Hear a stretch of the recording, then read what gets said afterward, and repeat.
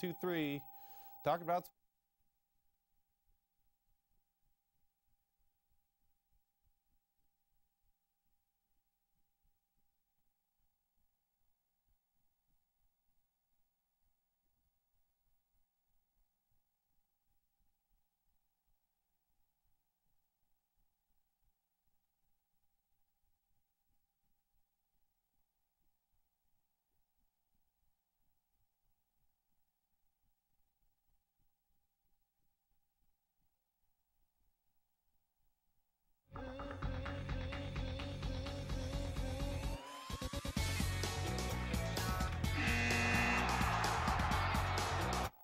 Well, happy Friday, sports fans. Welcome to Overtime. I'm your host, as always, Nick Robbie, and we have another great show planned for you today. We've got a lot of good stuff today, including a preview of the upcoming high school volleyball playoffs. We'll catch you up on the NAU soccer season, and we also have an exclusive interview with one of the NAU IceJacks. And as always, we'll get you set for this weekend's matchups in Northern Arizona athletics. But first, let me introduce my lovely co-host this week, Brooke Lunchbox Cowell.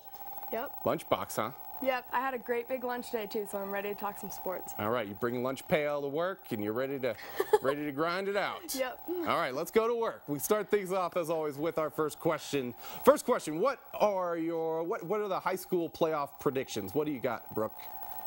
You know, this is tough. It seems all of our local high school teams have been doing great this season, and with all three going into playoffs, I'm liking our odds for one going all the way.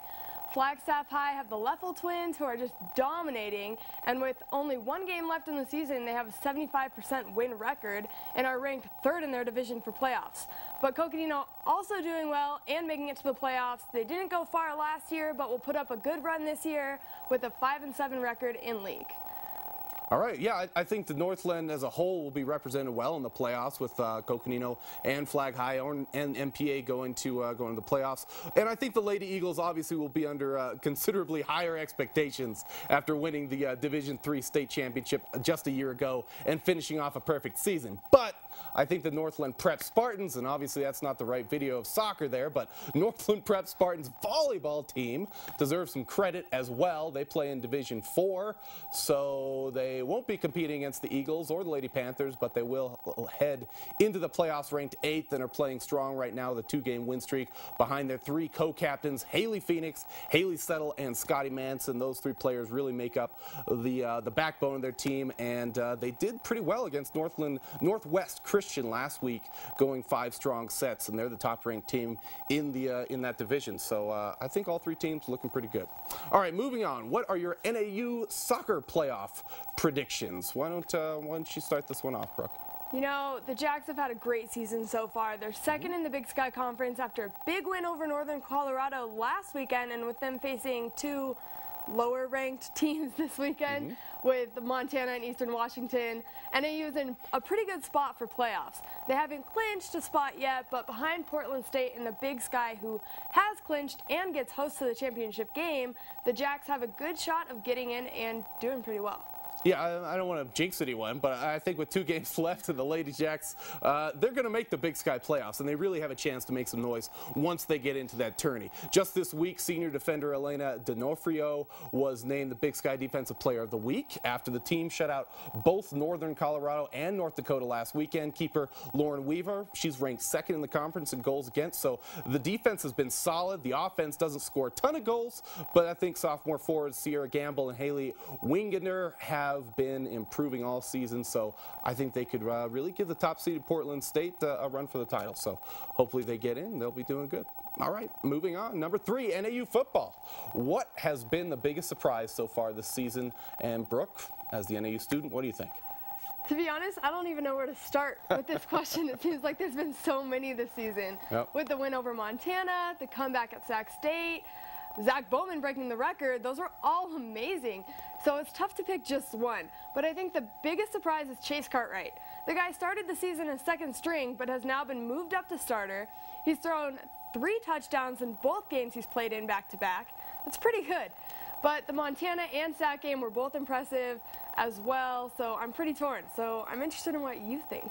Well, you know, I'm probably going to go over some of the same territory. I think the quarterback situations is surprising because Kyron Post started off the season so well for the Jacks, but I think the biggest surprise for me was the letdown after their monumental win against Montana. Huge win against Montana, and then they bounced back with the game against Montana State and lost big. They did bounce back from that loss with the win over Sac State and last week over Idaho State for homecoming, but I was really surprised that the Bobcats were able to hammer the Jacks in Bozeman. They held Bowman to just 26 yards running, and luckily he really bounced back against Sac State with almost 200 on the ground. Then last week really blew up the Bengals with a career-high 266 yards rushing.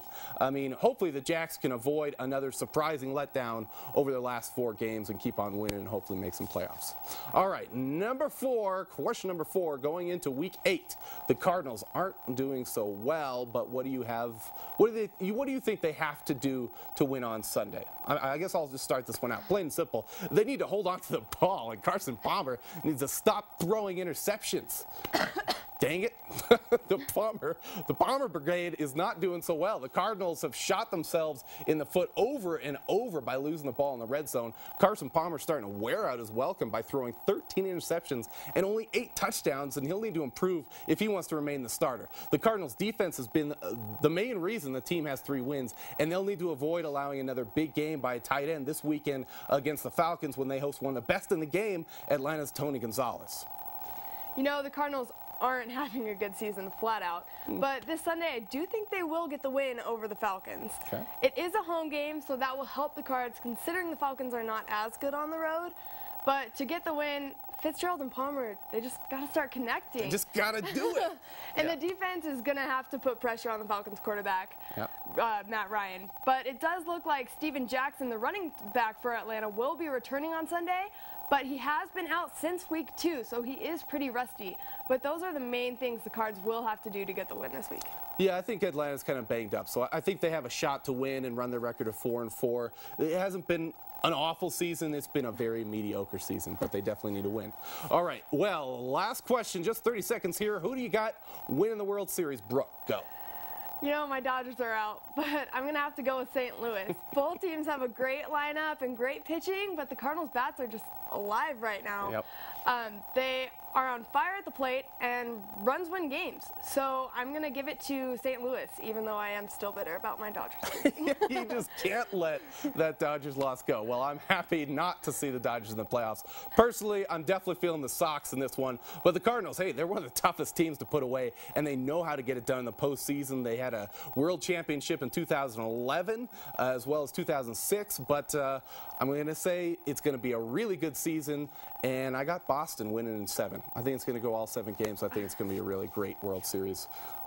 Come on, Red Sox. Well, I'm hoping it's a good series, but, you know, I want St. Louis. The Dodgers cannot win the World Series this year. I promise you. I know. Just get over it. All right. Okay, coming up, stick around. Kaylee Emery sat down with one of the NAU Division II hockey players. We got that coming up next. Hi, I'm Lee from the ski house in Flagstaff, Arizona, and I'd like to show you a little bit of our ski store. We've got the newest products for 2013 from Line, Armada, Rossignol, Scott, Marker, Full Tilt, and many others. If you see something on our wall and you want to try it, take part of our demo program. We have hundreds of demo skis you can try before you buy for as low as $45 a day.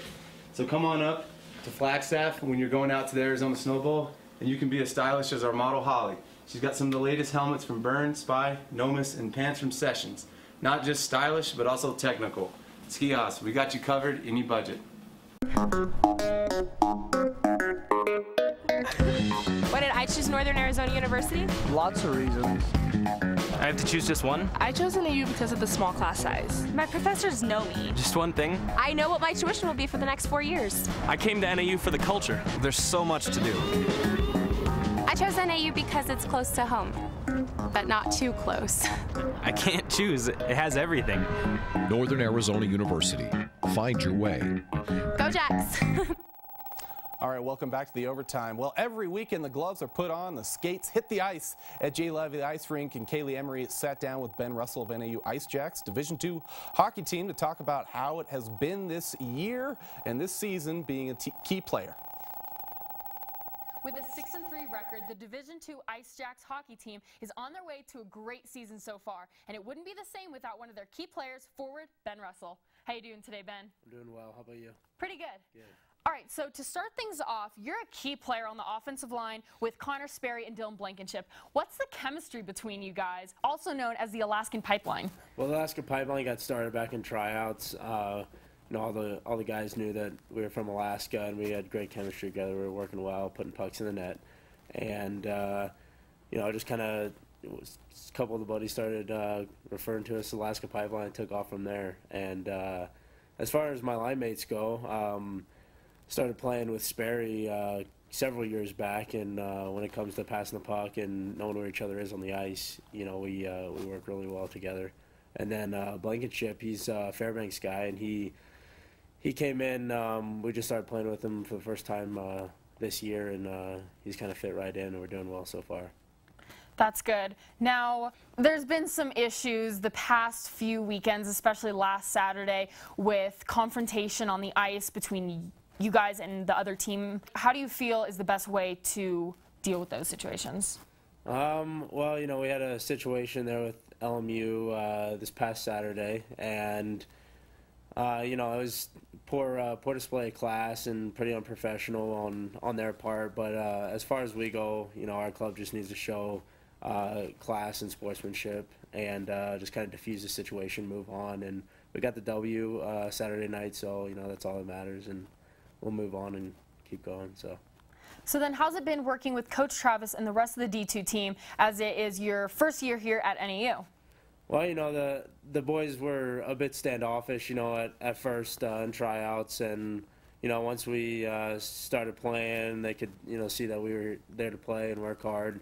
We started to earn their respect, and Coach Trav and the rest of the coaches and the boys have kind of received us with open arms, and things are going well. Now, you're one of the leading scorers on the Division II team with 9 goals and 8 assists. How do you feel about your performance so far this season? So far, I'm doing well. I've managed to get the good bounces and be in the right place, right time to put the puck in the net. But a lot of the credit goes to my line mates. Sperry and Blanks are, they set me up with great passes, and we work really well together. So definitely a team effort, but there's always room for improvement, and hopefully we'll keep getting better. So then how is your transition going from back in Alaska to here in Flagstaff, Arizona? It's been smooth so far. I love it down here. The town's great, school's great, and the team's been a lot of fun so far, and it's been a great experience overall. Well, thank you so much, and good luck on your game tonight and tomorrow night against Santa Rosa. Excuse me, not Santa Rosa. You guys are playing ASU and U of A, correct? Yes. Okay, the D3 is Santa Rosa. Yeah. Well, back to you guys at the desk. All right, thanks, Kaylee, and a big thanks to Ben Russell for coming into the studio for that. Stick around. We'll have your weekend sports schedule after the break. Looking for these? You drive Buzzed. It could be one very expensive ride. First, you gotta make bail. Then pay me to get your car back. Your insurance premiums will go through the roof. And my legal fees just keep adding up. All told, it could end up costing you $10,000. Buzzed, busted, and broke. Because buzz driving is drunk driving.